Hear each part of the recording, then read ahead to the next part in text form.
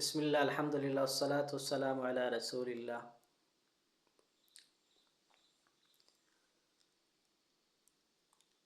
আলহামদুলিল্লাহ। নবীজি সাল্লাল্লাহু আলাইহি ওয়াসাল্লামের প্রতি দুরূদ পড়া প্রশস্ত হৃদয়ের পরিচয় দেওয়া। যারা নবীজির নাম শোনার পর দুরূদ পড়ে না তারা ক্ষতিগ্রস্ত। সে সবচাইতে বড় কৃপণ যে নবীজির নাম শোনার পর দুরূদ পড়ে নাই।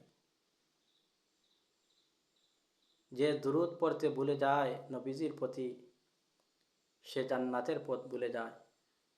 প্রমাণ হইল হাদিসের কিতাব জামিউ তিরমিজির 3545 নম্বর হাদিস।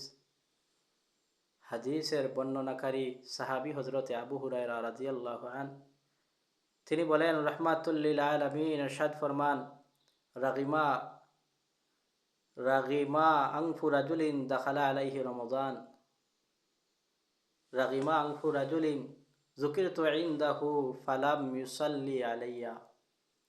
তার নাক বুলন্ডিত হোক যার কাছে আমার নাম উল্লেখ করা হলো কিন্তু আমার প্রতি দুরূদ পড়ে নাই।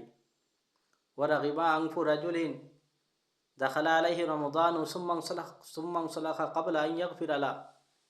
বুলন্ডিত হোক তার নাক যার কাছে রমজান মাস আসিয়া পৌঁছল কিন্তু তার গুনাহ মাফ হওয়ার পূর্বে তা চলিয়া গেল। ওয়া রাগিমা আনফু রাজুলিন আদরাকা ইনদাহু আবাওয়াহুল কিবারা ফালাম ইউদখিলাহুল জান্নাহ। নবীজি আরো বলেন, তার নাক বুলন্ডিত হোক যার কাছে তার মাতা পিতা বৃদ্ধা বয়সে উপনীত হইল কিন্তু সে তাকে জান্নাতে প্রবেশ করাইতে পারল না, অর্থাৎ তারা তার সেবা শুশ্রূষা করে তারা জান্নাত অর্জন করতে পারেনি।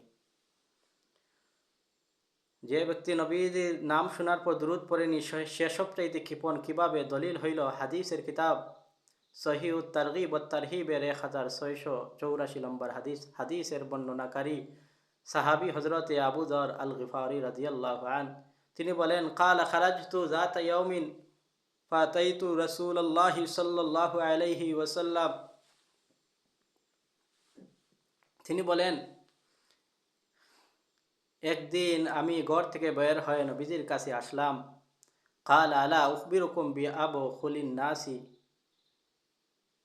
আমি কি তোমাদেরকে অভিহিত করব না সবচাইতে কৃপণ ব্যক্তি সম্পর্কে? কালু বালা ইয়া রাসূলুল্লাহ। সাহাবায়ে কেরাম বললেন, হ্যাঁ, জি হ্যাঁ, অবশ্যই ইয়া রাসূলুল্লাহ।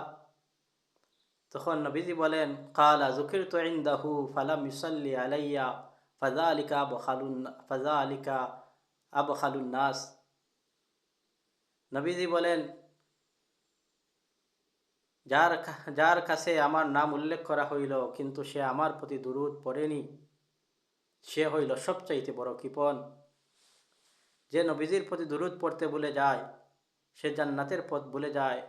দলিল হইল হাদিসের কিতাব সুনান ইবনে মাজার 908 নম্বর হাদিস। হাদিসের বর্ণনাকারী সাহাবী হযরত ইবনে আব্বাস রাদিয়াল্লাহু আনহু, তিনি বলেন, রাহমাতুল লিল আলামিন ইরশাদ ফরমান, মান নাসিয়া সালাতা আলাইয়া খাতিয়া তরিকাল জান্নাহ। যে আমার প্রতি দুরূদ পড়তে ভুলে যায় সে জান্নাতের পথ ভুলে গেল।